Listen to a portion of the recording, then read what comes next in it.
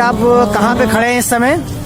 हम अभी यहाँ पर घंटा घर में है फिलहाल। जस्ट यहाँ पर प्रोटेस्ट चल रहा है। जैसे कि शाहीन बाग में हमारे चल रहा, वैसे हमारी लखनऊ की माँ बहनें भी प्रोटेस्ट में अपनी कामयाबियाँ दिखा रही हैं। और अभी जैसा कि आप लोग देख सकते हैं कि यहाँ पर 11 बजे रात लगभग टाइम चल रहा है, 11 बज चुका है, लेकिन 11 बजे तक भी यहाँ पर भीड़ कम नहीं हुआ, क्राउड बढ़ता ही जा रहा है। दाऊद भाई दिखाने की कोशिश दाऊद भाई हम आप भीड़ दिखाते हैं आपकी।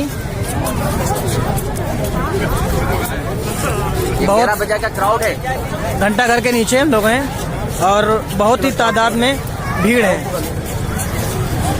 अगर हमारा कैमरा वहाँ तक पहुँच नहीं पा रहा, फिर भी आपको दिखाने की कोशिश कर रहे हैं।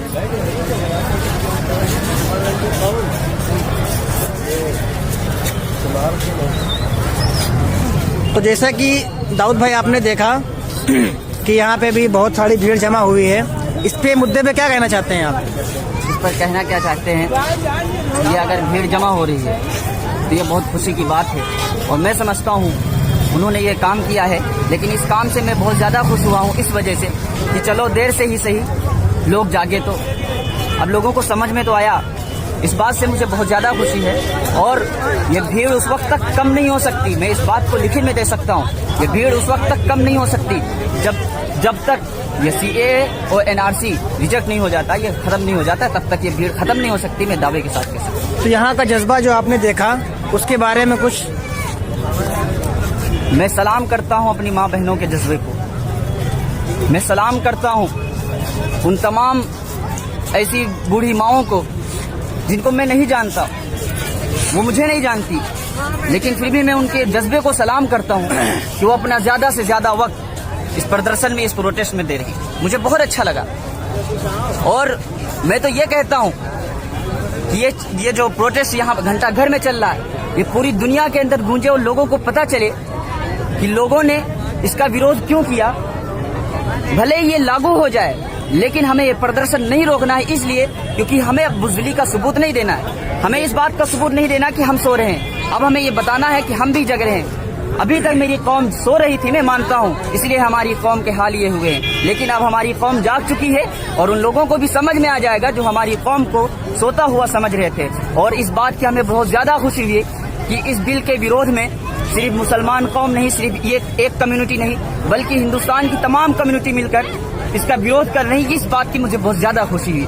और मुझे पता है कि इंशाअल्लाह जरूर अगर हम लोग ऐसे मेहनत करते रहे, हमारी माँ बहनें अपना जज्बे के साथ ऐसे मेहनत से लगी रहेंगी लगन से, तो इंशाअल्लाह जरूर एक दिन कामयाबी मिलेगी।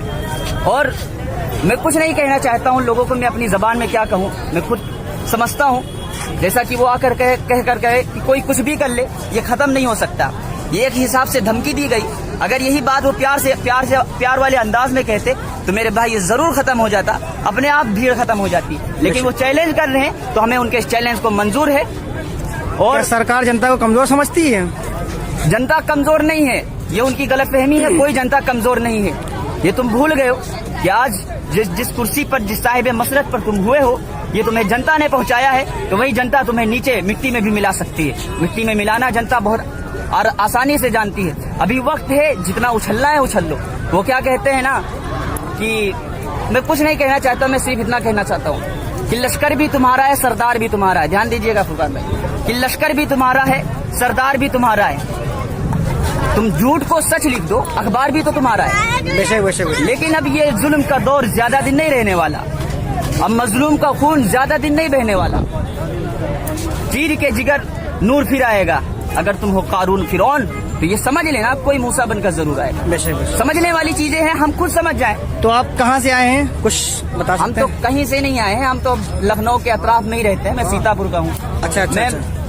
मैं देख रहा था नेट पर कि लखनऊ में भी हमारी माँ बहनें जिस तरीके से शाहीन बाग में चल रहा, लखनऊ में घंटा घर पे प्रोटेस्ट कर रही, तो मेरा भी दिल नहीं माना कि चलो मैं माजूर था, दिल्ली नहीं पहुंच पाया, लेकिन लखनऊ मेरे पास में, अगर मैं वहां पर भी ना जा पाऊँ तो ये मेरी बदकिस्मती है कि एक औरत होकर वो अपने जज्बे को लेकर मैदान में उतरी। हम मर्द होकर क्या एक रात के लिए भी नहीं जा सकते वहाँ पर? तो मेरा जमीर जागा, मैं खुद भागा चलाया